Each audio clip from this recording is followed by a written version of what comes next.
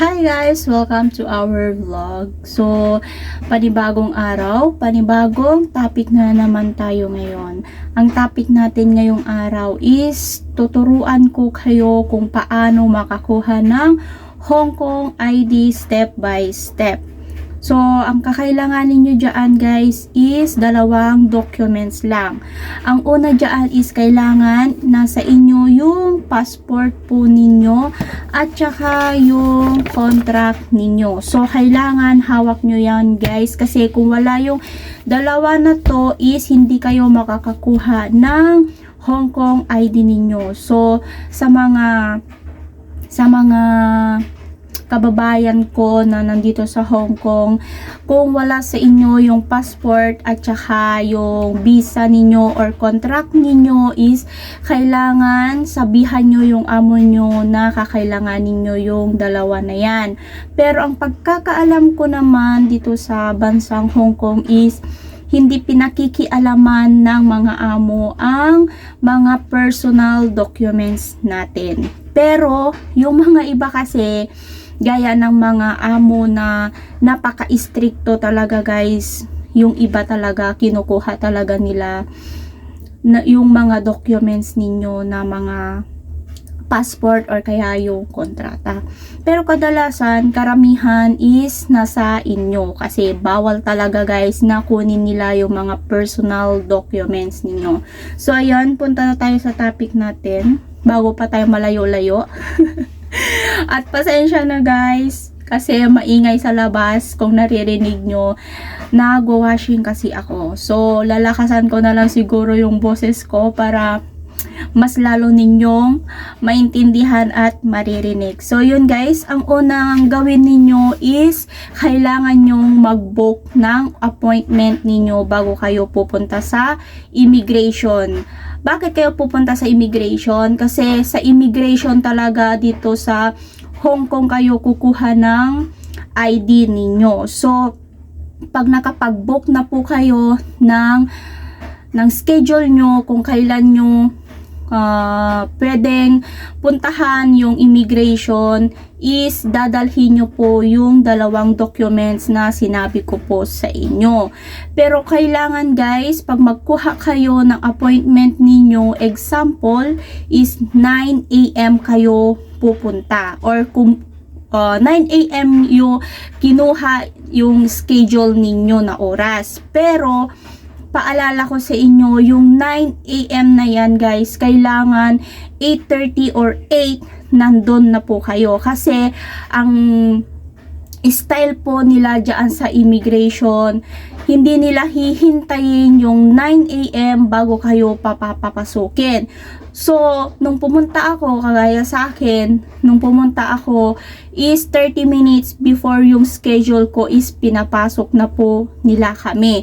So, kailangan kung 9 yung schedule po ninyo, kailangan 8 or 8:30 nandun na po kayong nakapila. Kasi iba po kasi yung example, 9 AM dito banda yung schedule, sa kabilang pila naman is 10 AM, sorry, yung ganon.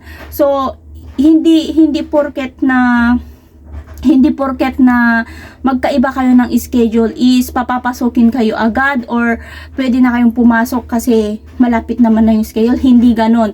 Kung yung pang 9 AM lang talaga yung papapasukin muna nila kasi ayaw nila na madaming tao sa loob ng opisina nila. So yun, pagkatapos guys, kumuha kayo ng appointment ninyo, kailangan makapunta talaga kayo sa tamang oras at tamang araw or date.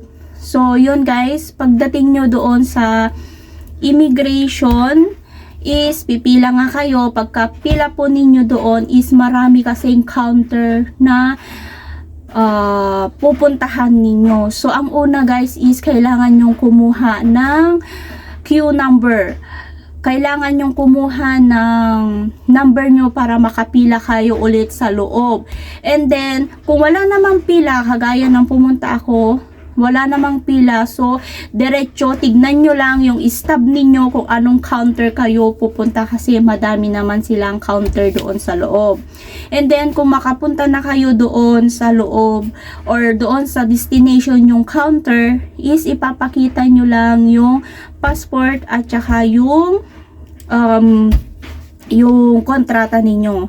Diyan na lang nila ikakopy yung mga pangalan nyo, yung mga kakailanganin nilang address or kaya yung pangalan ng amo mo.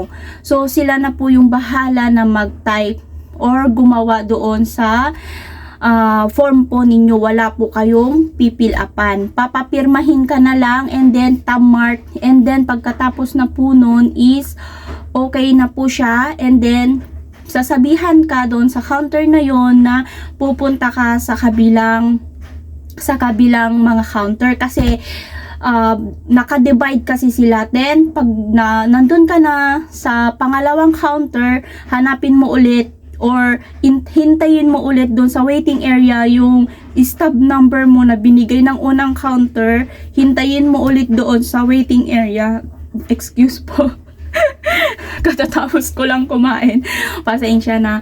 And then pagdating mo sa second counter or sa pangalawa mong destination na counter is kukunin ulit nila yung passport mo at saka yung kontrata mo.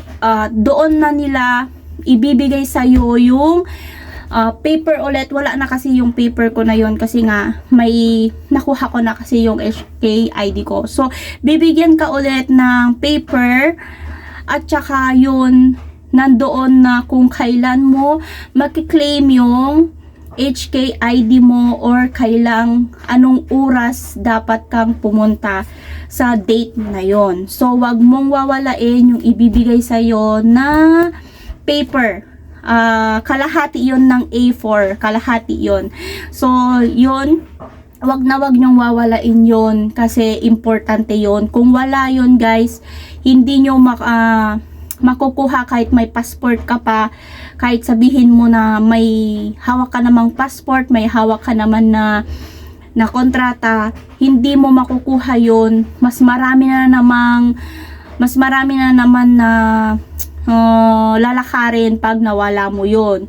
So, kailangan wag mong walain, itago mo talaga yung paper na binigay sa'yo kasi pag i-claim mo na yung HK ID mo guys, is yun lang yung kakailanganin mong ibigay sa kanila. Hindi na kailangan si kontrata at saka si passport.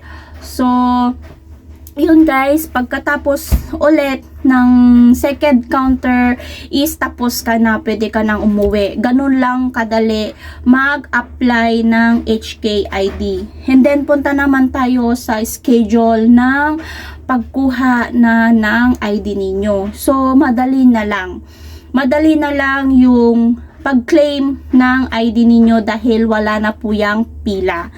Or what I mean na walang pila is hindi mo na kailangan pipila pa sa labas ng office nila para makapasok. Diretso ka na pong papasok doon, and then nakalagay po pala doon sa paper na binigay sa'yo kung anong counter ka dediretso pag i-claim mo na yung HK ID mo. And then, example, kung counter 11 yung sinabi nila, doon mo ibibigay yung paper na binigay sa'yo noon. And then, pag binigay mo na yon, sasabihan ka kung anong counter ka ulit pupunta, or kaya sasabihin sa'yo na i-wait mo lang na tawagin yung pangalan mo. And then, pag natawag na yung pangalan mo guys, wala nang madaming gagawin, ibibigay na lang sa'yo yung HK ID mo. So, yun guys, pag na-claim mo na, pagkakaingatan mo talaga yung ID mo na yan dahil yan yung isa mong katuwang pag nandito ka sa Hong Kong, dahil importante po yung ID na yan. Kung wala kang ID guys, is para kang isang anong tawag nila doon pag nakalimutan ko yung ang tawag nila doon nakalimutan ko tuloy. basta kailangan ingatan mo yung ID mo na yon. So, yun lang. Ituturo ko na lang sa inyo yung next na video natin kung paano kumuha or mag-book ng schedule sa pagkuha ng Hong Kong ID. So, yun lang. Sana nakatulong ulit sa inyo guys. Maraming salamat sa panonood at laging pagsuporta sa aming mga video. Alam ko, nagtataka kayo kung bakit ko sinasabi na welcome to our vlog. Kasi dalawa talaga kami, pero si Ma kasi is hindi siya nakakapag-video, kaya yan. Ako na lang muna. Pero wag kayong mag-alala, isasama ko si Ma. Alam ko din na marami na ding nakakamiss sa kanya. So, isasama ko siya sa mga next na video ko. Kasi busy talaga siya. Hindi siya makapag-aura ngayon ng video. So, yun lang. Thank you for watching. Have a nice day, guys. God bless us all. Hi!